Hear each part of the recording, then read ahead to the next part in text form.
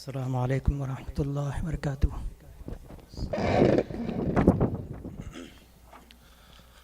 الله أكبر الله أكبر الله أكبر الله أكبر أشهد أن لا إله إلا الله أشهد أن لا إله إلا الله أشهد أن محمد رسول الله أشهد أن محمد رسول الله حي على الصلاة حي على الصلاة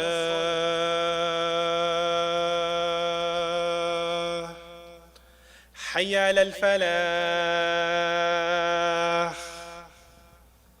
حي على الفلاح الله أكبر الله أكبر لا إله إلا الله.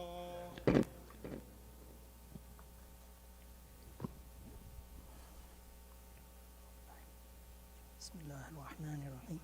الحمد لله نحمده ونستعينه ونستغفره ونؤمن به ونتوكل عليه ونعوذ بالله من شرور أنفسنا ومن سيئات أعمالنا من يهده الله فلا مضل له ومن يضلله فلا هادي له ونشهد أن لا إله إلا الله وحده لا شريك له ونشهد أن محمدا عبده ورسوله أما بعد. So in the last two khutbahs that I gave, which is some time ago, was basically talking about atheism and the false narrations, the false logic that is used by them in order to try to prove the non-existence of God. Okay, and we went through a bunch of stuff. So just as a review, since it's been a little while, just as a review, a short review, summary kind of, as to what we had talked about in the last two times that we were here. So most of the new atheists, that basically there's an old atheism which has been around for centuries, and then recently, mostly in the last 50 years or so, there's new atheism. Okay, and as far as new atheism is, they are the ones that basically rely, their basic core of arguments are based on science. Not all of them, but the basic comes from there, from science. So one of the things that we had talked about, and I'll just go over, as I said, just a summary of what we had said, is that the first thing is using science to explain the non-existence of God or the existence of God, both, okay, is a fallacy. Why is it a fallacy? Because science only deals with measurable quantities, okay? Either it could be physically measurable quantities, biological, whatever, the nature, okay? So whatever the natural processes are, wherever the nature is, it only deals with measurable quantities.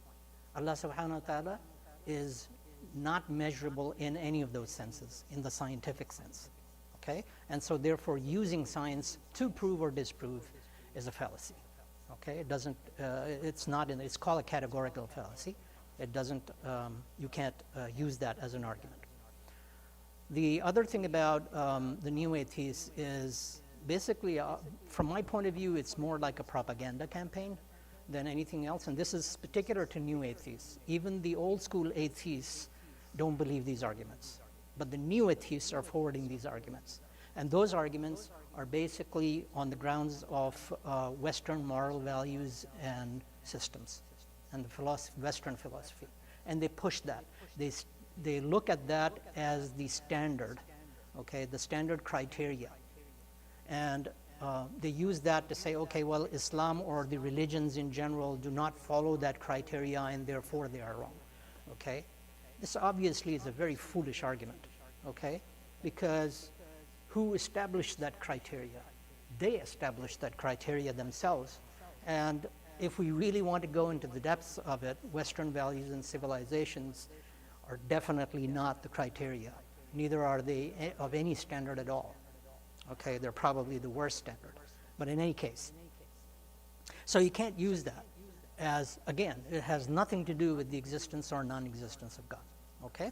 And so that also is a false argument.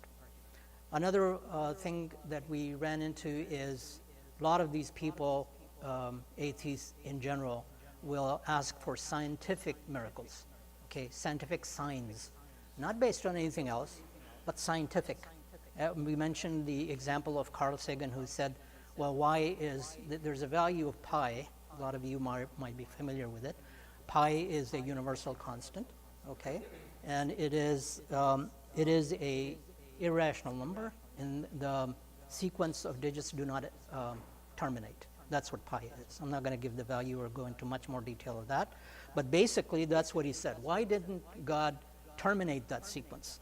And that would act as a sign for us. That is completely foolish. Why is it foolish? Because if it did terminate, then his question would be, why didn't it terminate? Why didn't God make it like that? Okay, and so these arguments that they give are just fake. They're fake, and they're fallacy, based on fallacies. The last argument that we gave is that is not what the atheists say, but that is one of the reasons why the atheist arguments or reliance on science is false, and that is because scientific knowledge, right? And not only do those theories change, okay, based on data, based on new facts. Not only do those theories change, but the underlying philosophy on which philosophers have based these arguments in atheism will also go away, okay? And so since science continually changes, all right, you cannot use that as a basis for your arguments for or against the existence of God. So that's what we kind of summarily is what we did last time. Now, I want to continue with what I wanted to do last time, but fell short of time. I hope I have enough time to cover most of this. Is that the prophets that came before Rasulullah sallallahu alaihi wasallam, Anbiya alayhi salatu wasalam, they were all given miracles. Okay, there is Allah subhanahu wa ta'ala had sent the prophets. But Allah also gave them proofs so that the people could understand, so that the people could say, yes, this is a prophet or this is a message from God. Okay?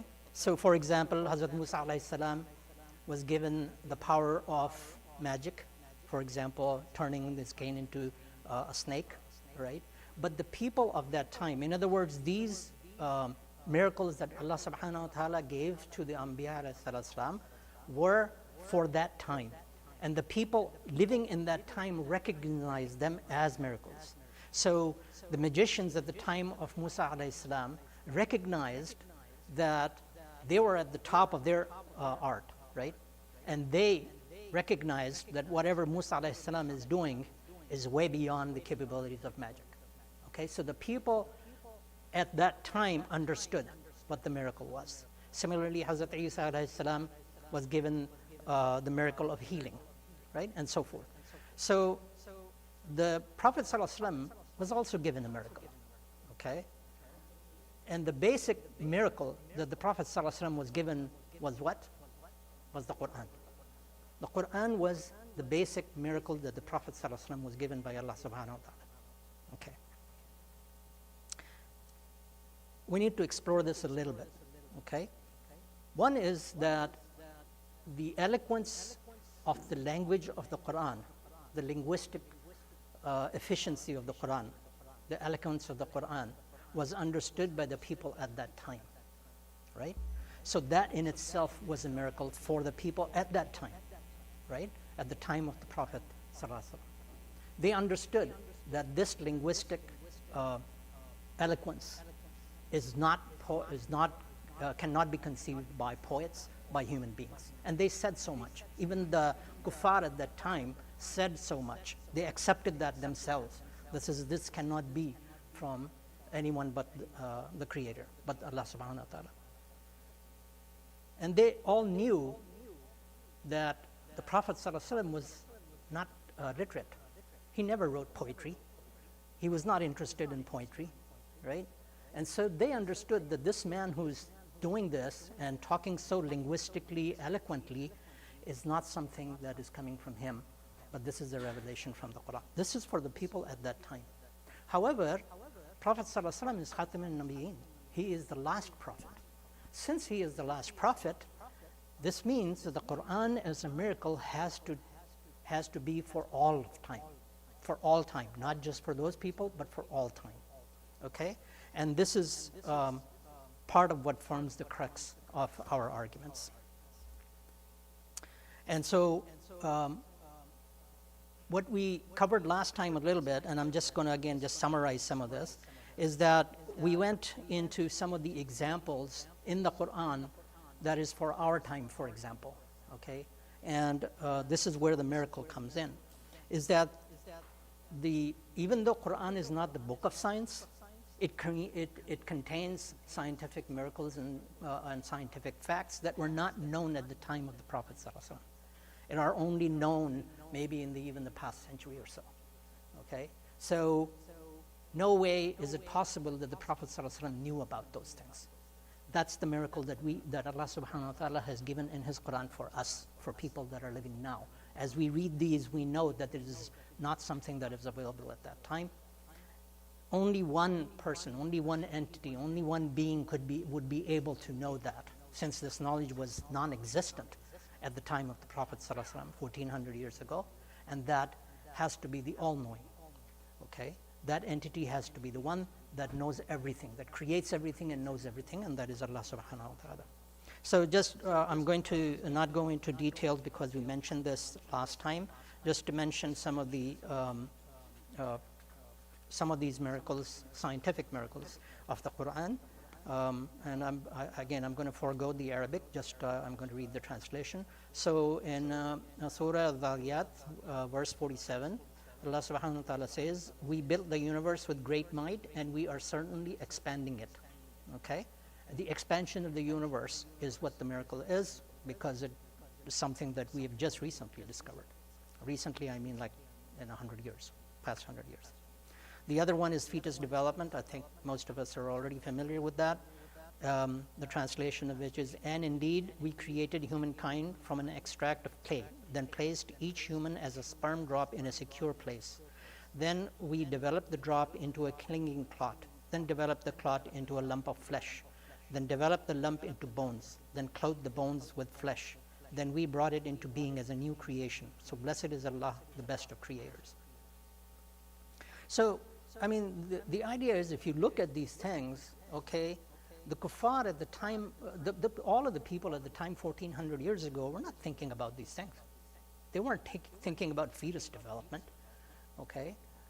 Probably didn't even know what the fetus was, right? And so the stages of development that are mentioned here are point on to what we know today, okay? And so, once again, discussing the miracles from a scientific point of view. Sweet water and salt water, the separation of those waters, mentioned in Surah Naml, Ayah 61. And again, I'm just going to fast forward here.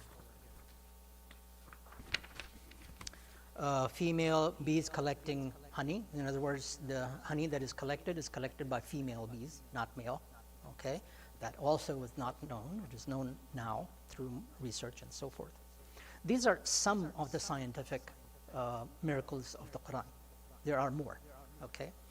However, science is not the only place where these miracles occur, okay? These miracles are also historic, okay? The historical miracles of Quran, we mentioned one. I'll go through that, and then I will also go through the other one, which in my opinion is very, very strong.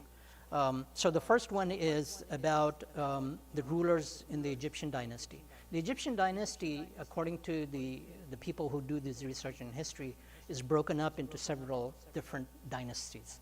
Okay, so in any case, at the time of Hazrat Yusuf alayhi salatu wasalam, the person of the Egyptian ruler at that time, his title was king or Malik. Okay? And the ruler of Egypt at the time of the Prophet Musa alayhi salam, his title was Fir'aun or Pharaoh. Okay? Or Fir'aun as we know. So what does the Quran have to say about this? The Quran says, أعوذ بالله من الشيطان الرجيم وقال الملك إني أرى سبع بقرات. Here the word Malik is used. Okay? The translation is, indeed, I have seen in a dream 7 fat cows. Okay? So here the ruler is addressed as king. Okay? In another ayah that says, أعوذ بالله من الشيطان الرجيم قالوا نقعد صباح الملك. Again, the word Malik is used. The translation of this ayah is, we miss the great beaker of the king. These ayahs are from Surah Yusuf. Now what does Allah subhanahu wa ta'ala say about Fir'aun? He says, وَقَالَ مُوسَى يَا فِرْعَوْنُ إِنِّي رَسُولٌ مِّن رَبِّ الْعَالَمِينَ. Translation of which, O Pharaoh, I am a message from the Lord of the worlds, and the Surah Araf. Okay? Again, here, the word Fir'aun is used. Okay? And during the time of Hazrat Musa alayhi salam, they were no longer called kings. There's a history behind it, which goes about their religious things that they used to do, but they changed the title from king to Pharaoh. This is recorded in history.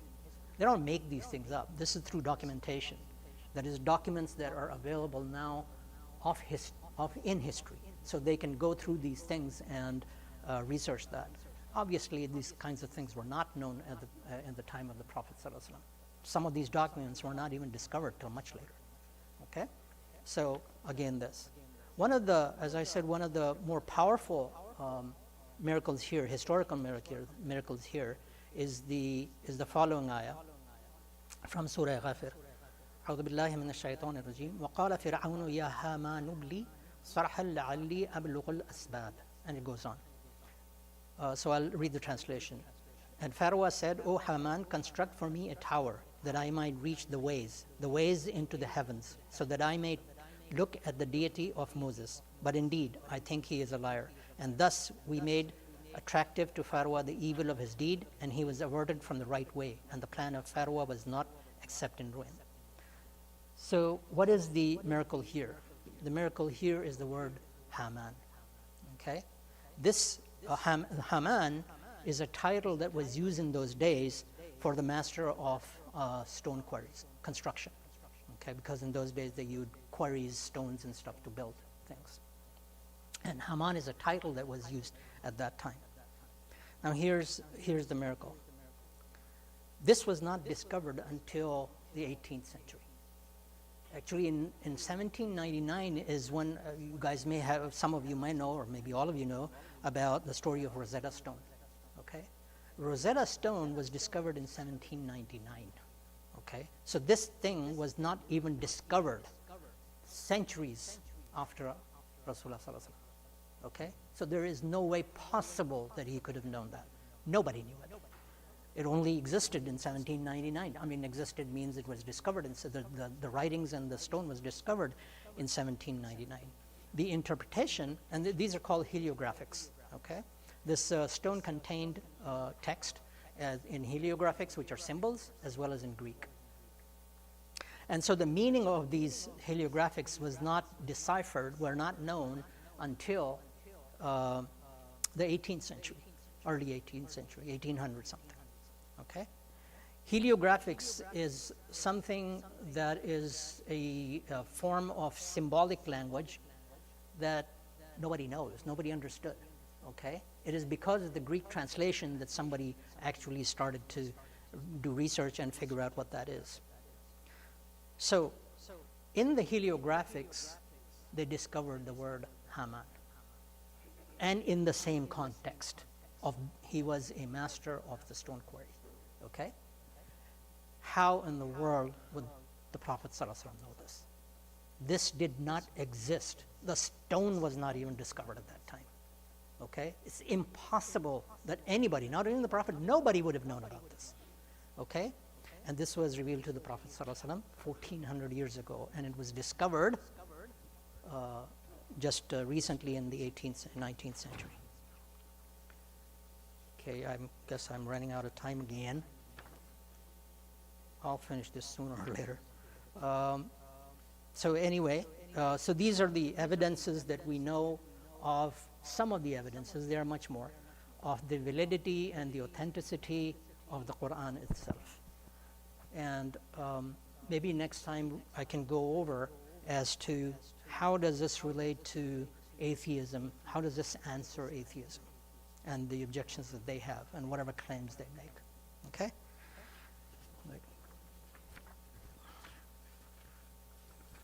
Bear with me a second, because I have no time to cover this part.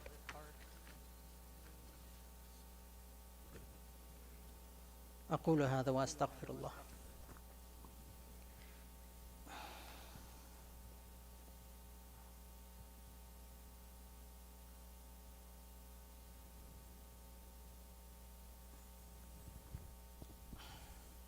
أعوذ بالله من الشيطان الرجيم. بسم الله الرحمن الرحيم. اللهم إنا أعوذ بك من عذاب جهنم وأعوذ بك من عذاب القبر وأعوذ بك من الفتنة المسيح الدجال وأعوذ بك من فتنة المحيا والممات.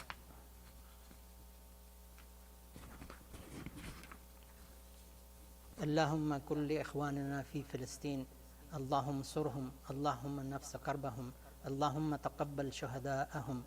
ربنا آتنا في الدنيا حسنة وفي الآخرة حسنة وقنا عذاب النار. إن الله يأمر بالعدل والإحسان وإيتاء ذي القربى وينهى عن الفحشاء والمنكر والبغي يعظكم لعلكم تذكرون. فاذكروني أذكركم واشكروا لي ولا تكفرون. أتل ما أوحي إليك من الكتاب وأقم الصلاة إن الصلاة تنهى عن الفحشاء والمنكر ولذكر الله أكبر والله يعلم ما تصنعون. أقيم الصلاة.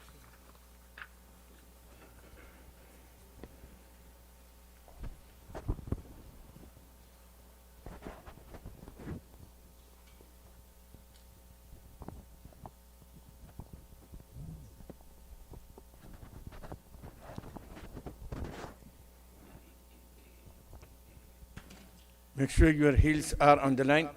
Please turn off your cell phone. أقيموا صفوفكم فإن تسوية الصفوف من تمام الصلاة.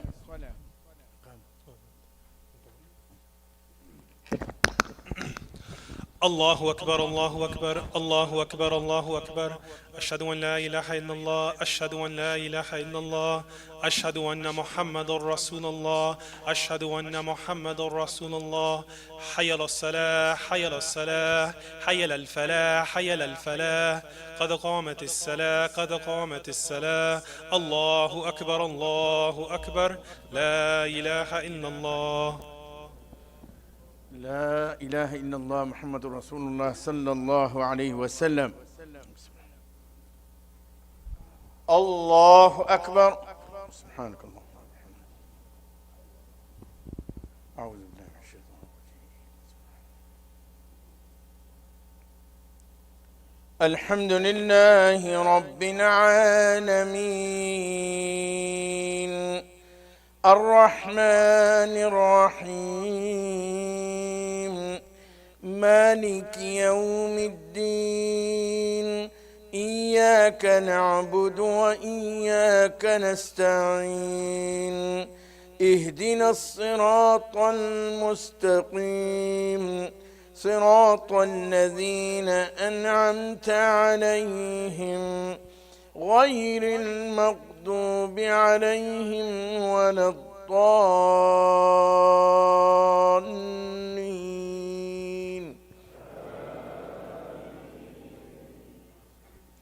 أفحسبتم أنما خلقناكم عبثا وأنكم إلينا لا ترجعون. فتعالى الله الملك الحق لا إله إلا هو رب رب العرش الكريم. ومن يدع مع الله إلها آخر لا برهان له به فإنما حسابه عند ربه إنه لا يفلح الكافرون. وقل رب اغفر وارحم وأنت خير الراحمين. الله أكبر.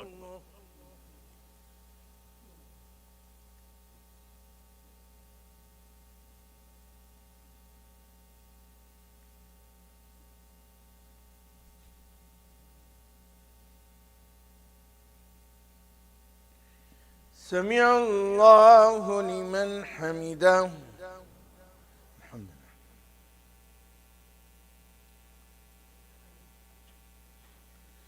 الله أكبر.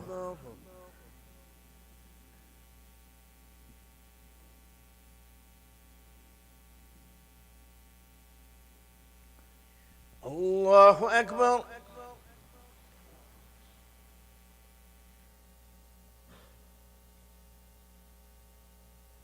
الله أكبر.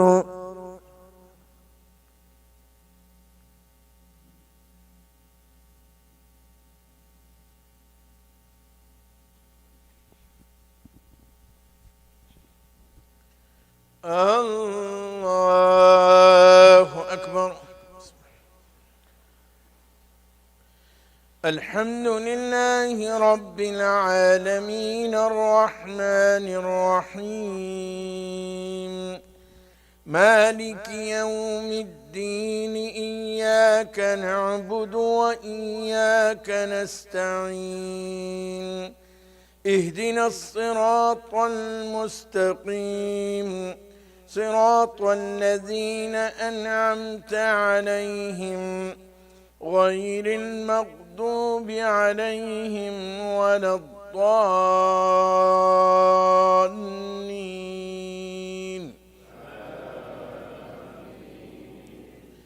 يا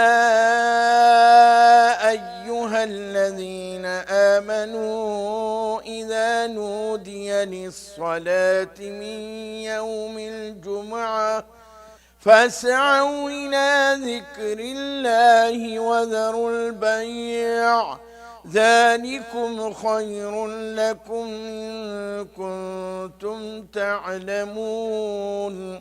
فإذا قضيت الصلاة فانتشروا في الأرض وابتغوا من فضل الله واذكروا الله كثيرا لعلكم تفلحون.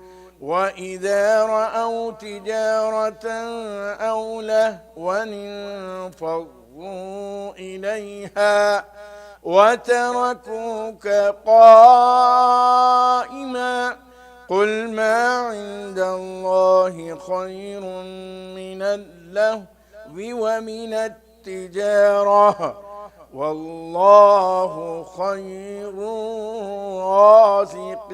الرازقين. الله أكبر.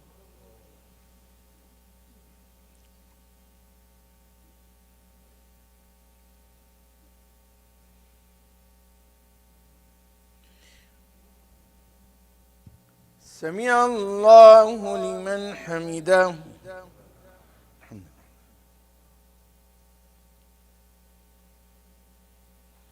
الله أكبر.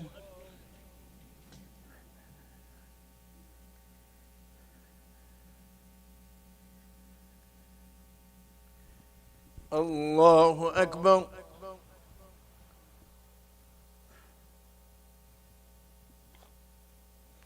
الله أكبر.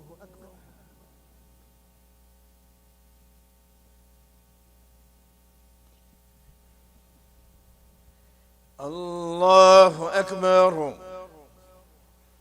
التحية.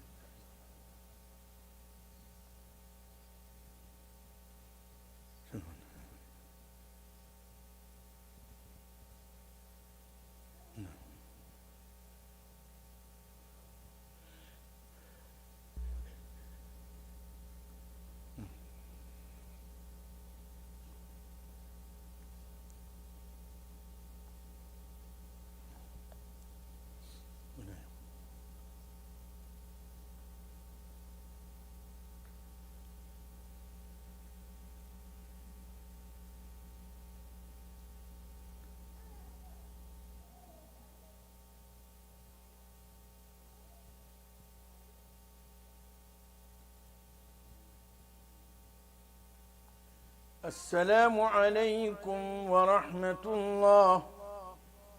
السلام عليكم ورحمة الله. استغفر الله الذي لا إله إلا هو الحي القيوم. استغفر الله استغفر الله.